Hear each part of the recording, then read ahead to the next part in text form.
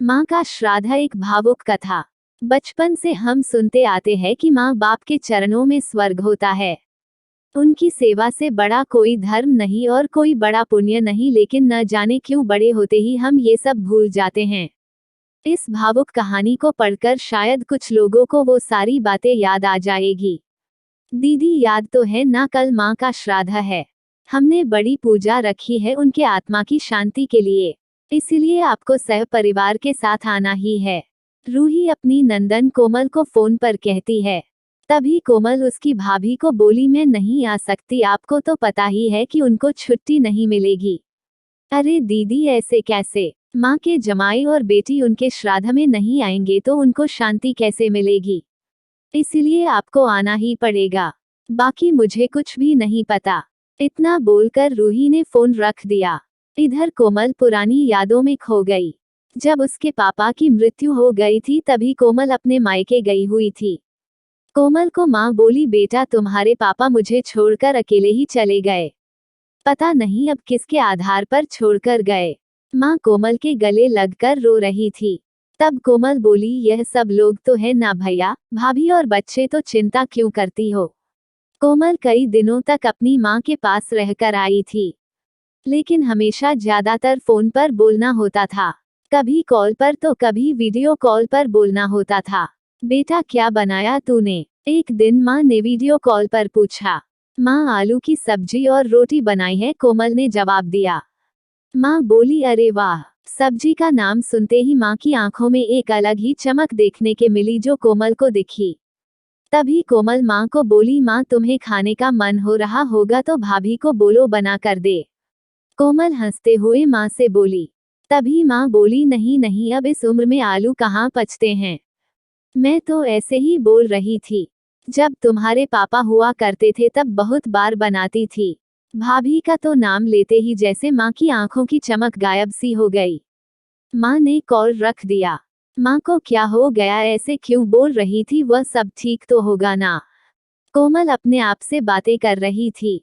ऐसे बहुत बार खाने की बातों पर बातचीत होने पर माँ की आंखों का भाव बदल जाता, लेकिन ऐसा क्यों था वो समझ नहीं पाई।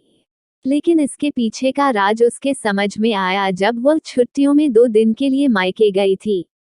एक दिन कोमल माँ के कमरे में माँ के साथ गपशप कर रही थी, तभी दीदी खाना खाने चलो, रूही माँ के कमरे में आकर कोमल को बोली। चलो माँ तुम भी खाना खा लो, कोमल उठते उठते हुए बोली।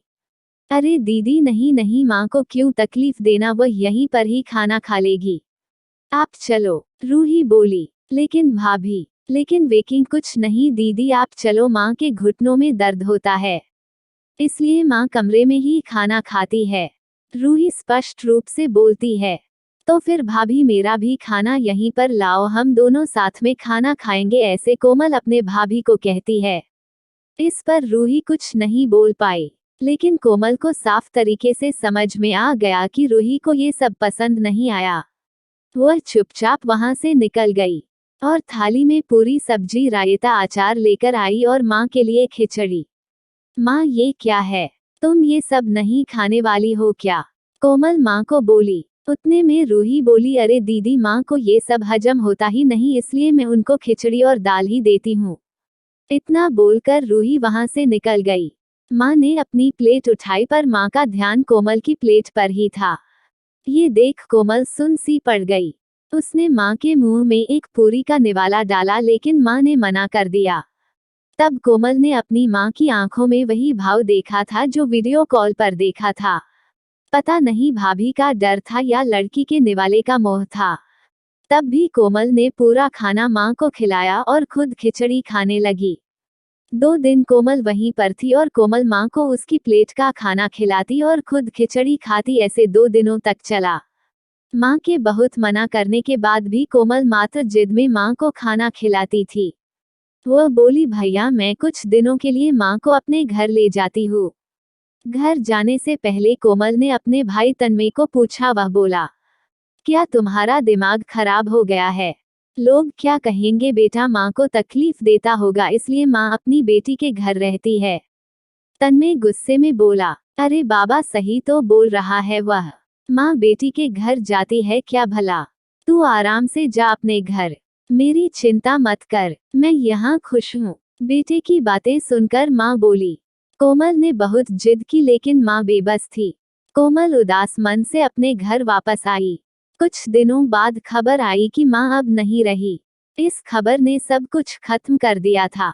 कोमल को पता था कि माँ कितनी तकलीफ से गुजरी, लेकिन माँ को दूसरा लड़का नहीं था बल्कि एक लड़की थी, इसलिए वह कुछ नहीं कर सकती थी। कोमल अकेले ही माँ के श्राद्ध में आई।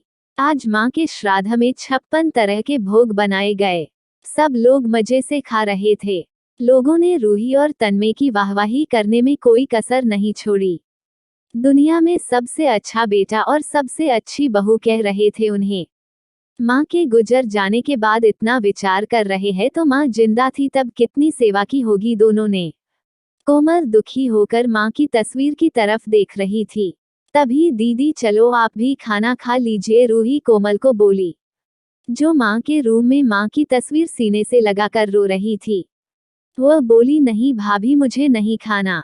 लेकिन क्यों? आप नहीं खाना खाओगे तो माँ की आत्मा को कैसे शांति मिलेगी? रूही कोमल को बोली, भाभी जिस खाने के लिए मेरी माँ जब जिंदा थी तब तरसती थी, उसे मरने के बाद दे रहे हो तो वो कैसे तृप्त होगी? सोच कर देखो एक बार, आज आपने पकवानों का ढेर लगाया है। माँ जिंदा थी तब आपने उनकी मनपसंद खाने के 2 निवाले खिलाए होते तो माँ वैसे भी तृप्त हो चुकी होती। वही माँ का असल में श्राद्ध कहलाता। ये जो भी हो रहा है वह सिर्फ एक दिखावा है। इसकी वजह से माँ कैसे तृप्त हो पाएगी? और जो घर से मेरी माँ अतृप्त होकर चली गई वह घर से मैं कैसे खाना खा सकती हूँ भला? कोमल छीड़कर रूही से बोली। तभी वहां पर तन्मय भी आ गया।